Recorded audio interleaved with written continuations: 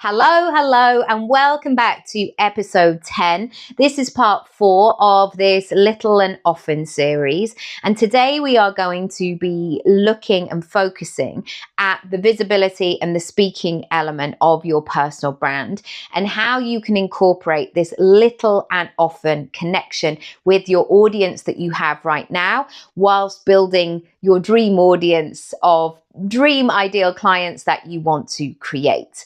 Firstly, I must say before we get started, I am doing an event on the 30th of June. This is a live event and it's Jam and Plan Live. It's 4 sessions, 4 hours, and plus you get all those replays and access to a membership group for the entirety of July. I know it's like to go to those events and to be excited and write your notes and do the things, and then suddenly wake up the next day and think, oh my gosh, I've now given myself all these things to do. I don't know how I'm going to do them. Can I even do them? And really get stuck in my head about it. So the day after that event, you'll be able to go to the group and go, okay, this is what I'm going to do. This is what I'm thinking. Does anybody have any ideas about this? Could anybody connect me in this way to X, Y, and Z?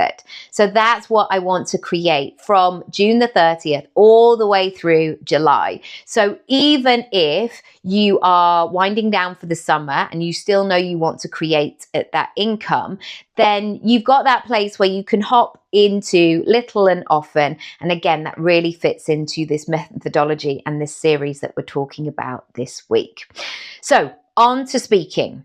I know that so many of you will say these vague goals like, I need to market more, or I need to grow my business, or I feel like I need to up my visibility, or just, go live a little bit more. I want you to get really, really clear on your visibility goals. And these visibility goals, or your speaking goals, where the places and the spaces where you want to be, essentially, I want you to get clear on what they look like on a daily basis. So maybe that is creating 1 5-minute video each and every day and setting it live. Or maybe it's you putting down the stage that you want to speak on. Or you went to a conference a little while ago and you said to your friend, I'd love to be one of those speakers. I'd love to do that. I want you to fully acknowledge what those are, get really, really detailed about those speaking goals, and then begin to prepare now. I saw this firsthand as an agent, that everybody was always so keen to get in the big rooms. And it was like, just get me in the big room. Just get me in the big room.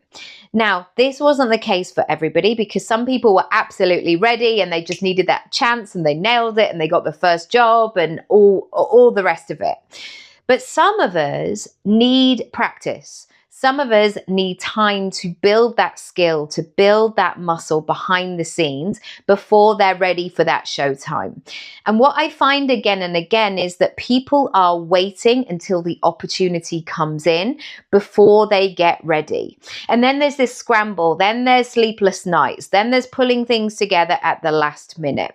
Instead, I want you to begin now. I want you to build that momentum.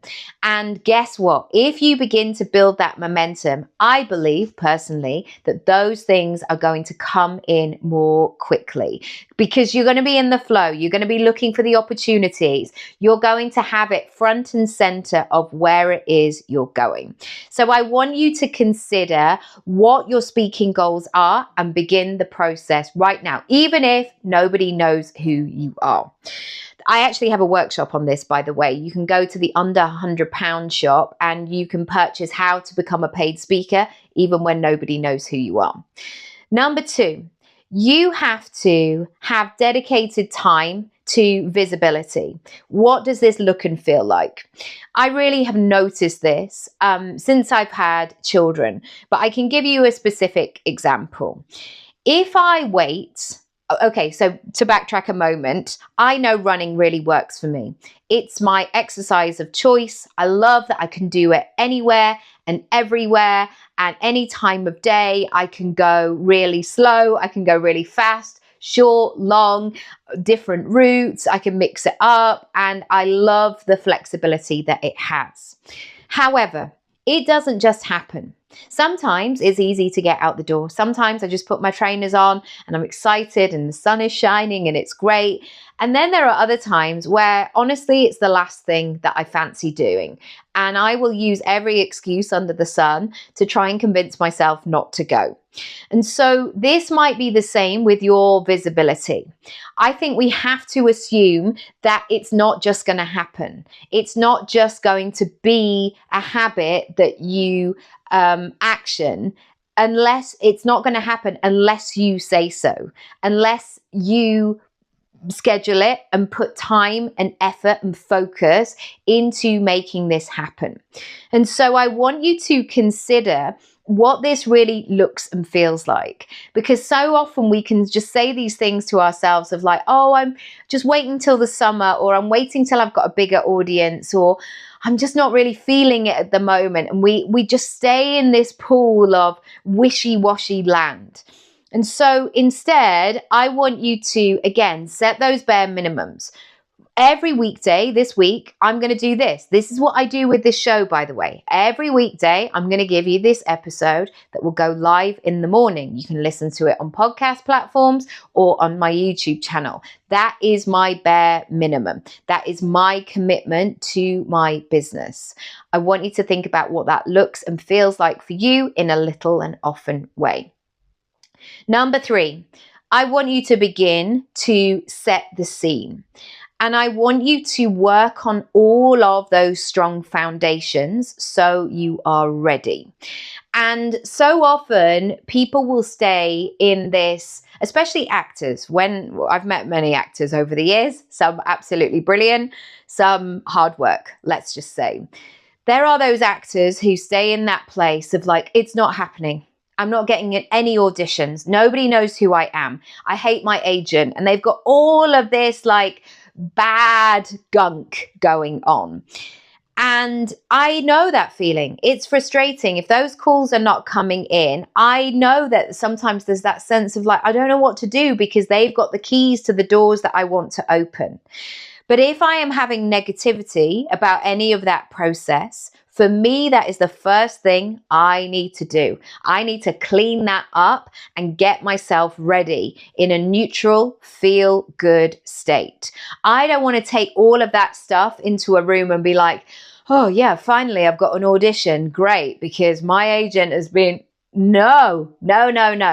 I need to, if I'm struggling with that thing, I need to clean up my own stuff first and foremost. So have a think about what you need to begin to put in place to be more visible. There's no point just being like, she always gets that, or like, wow, how did that person get that? Find out. All of the answers are right there. Number 4, I want you to be really clear on your pillars, what you talk about, who you are the go-to expert for, what they're expecting of you. I think sometimes that sense of like, I don't know, should I share something funny, or like, shall I share what I'm having for my dinner? Yeah, they're fine as like being able to introduce a little bit of your personality, but fundamentally go back to what it is that you offer. Go back to where you really thrive, those crowd pleasers, those things that people want from you. And I think that this comes back to your content strategy, your content plan. If you don't have that in place, if you're not sure about who you are and what you're offering, and you feel like you're here, there, and everywhere, you'll just end up sharing memes or other people's content. And so I want you to be really strategic of what you are there for and what that's all about. And number 5, I want you to fall back in love with your business. So in a little and often way, you can share information or tips or techniques or an exercise or a behind the scenes. And I want you to fall in love with your business and look at things differently. There are some celebrities, and maybe you've heard these interviews as well, those celebrities that you could just cut together all of their past interviews, and they literally say the same thing. They've got 3 things that they say again and again, and they tell the same story, and you can quote it word for word. It was that time when I was in this situation and I was in my car, and whatever it might be. I want you to reinvent these stories. Give something a new lease of life, or look at the ways in which you're describing yourself and your business. Could you tell this story in a different way? Is there something that you've missed? Is there something in your past that maybe felt a little bit too tender to share at the time, but now there's something that you can take from it? I want you to bring some new ideas to the table, to be excited about it. And it's almost like, if you go shopping, you might have those staples in your wardrobe that you've been wearing again and again for years. It might be that classic pair of jeans or that jacket that you always wear. But as soon as you start to get a few little bits, new bits into your item, and it could be a piece of jewelry, it could be a new top, it could be like a bra with a really great strap, whatever it is, once you start to bring and sprinkle those elements in, suddenly that jacket feels updated. Suddenly there's a bit more of a pep in your step, and suddenly you just get that new lease of life. If you want help with this, if you are really serious about monetizing your speaking and welcoming more speaking gigs, please go to my website, nikkiraby.com/speak up. There are 3 ways to join Speak Up. And as always, if you add podcast, just the word, into the checkout, you get access to a lovely discount just for listening to the show. So I will see you there. Thank you so much for watching and listening. And you're going to be back maybe here tomorrow. I know that I am, for part 5. Lots of love. Bye.